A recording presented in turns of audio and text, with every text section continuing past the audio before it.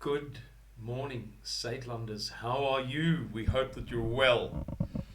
Let me just turn up this microphone's gain because I had a little problem with it the other day. And the gain is so high, honestly, I don't think it's necessary, but somebody was a bit concerned about it the other day. Okay, so here we go. I would like to chat to you about, and this is just really, I suppose, self-indulgent to some extent anyway, my favorite verse in the Bible. And I'm going to read to you from a Bible that is very dear to me. It was given to me by my grandpa.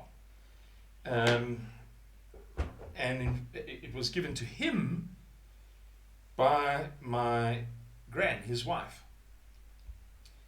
And he gave me a whole lot of gifts at the time. We were quite close. And the others were stolen. Oh, to this day I'm sore about it. So sore. Man, I'd like to get those things back. But of course I never will. It happened almost 40 years ago that those items were stolen by somebody I don't even know by name. Anyway, by some workers, some what do you call them? Like a telephone wire workers or electrical wire workers, municipal workers working on electricity wires, cables. Gone forever, I suppose. Anyway, so this is kind of, not entirely, but kind of, somebody said to me some time ago, sorry, I'm cleaning my magnifying glass because the Bible is an old King James version, like a pocket version that a soldier might carry or whatever, convenient size. And so I've got to use the magnifying glass. I can read the script, and I have in the past, but it's also a little bit easier. Anyway, so somebody said to me that I should be more professional in my videos in the sense. He was talking in a specific sense. In the sense that I shouldn't talk too much about God. This unprofessional organization like Saintlanders shouldn't be harping on about God. I want to tell you a story that very few people know. Very, very, very, very, very few people. And I've just turned 50 4 months ago. 50 years old this year, 2021, January the 4th, my birthday. What a blessed day. And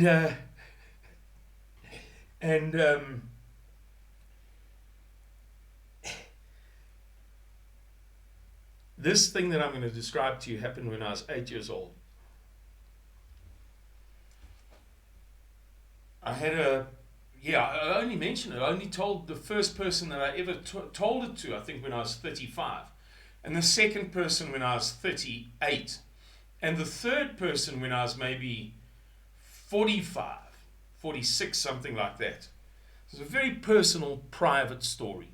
And I'm not going to tell you the whole story. I've never told anybody the whole story.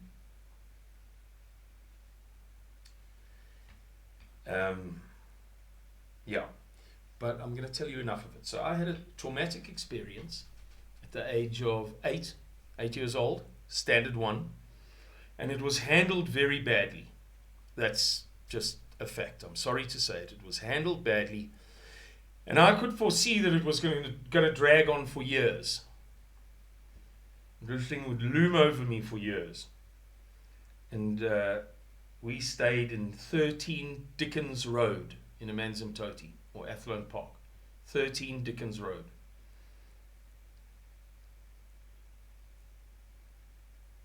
And I walked out into the garden one day after this event, and I prayed. like I had not hitherto and have not since. Henceforth, who knows?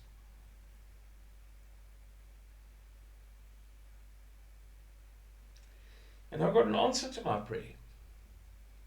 But quite a sort of spectacular answer. So much so that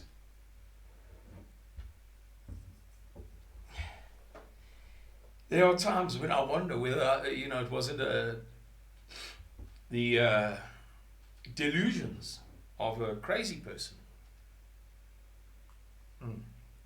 For those who are troubled by the mug from which I drink, I know some people are a little bit troubled by the fact that it's cracked and chipped and broken. This is a gift from a Christian in Tennessee, Gallatin, Tennessee. And originally, it was given to him to give to me, or he arranged to get it to give to me, originally from a Christian in Memphis, Tennessee. So I'm going to drink from this mug until there's nothing left of it. Tough luck. For those whom it bothers. And this answer that I got was very clear. And the point is, without me going into detail, I'm sorry, I know it's not nice when people tell you half a story, but the point is, I cannot do this work except for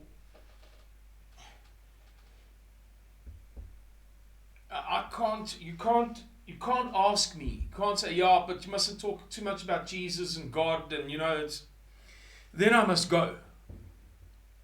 Really.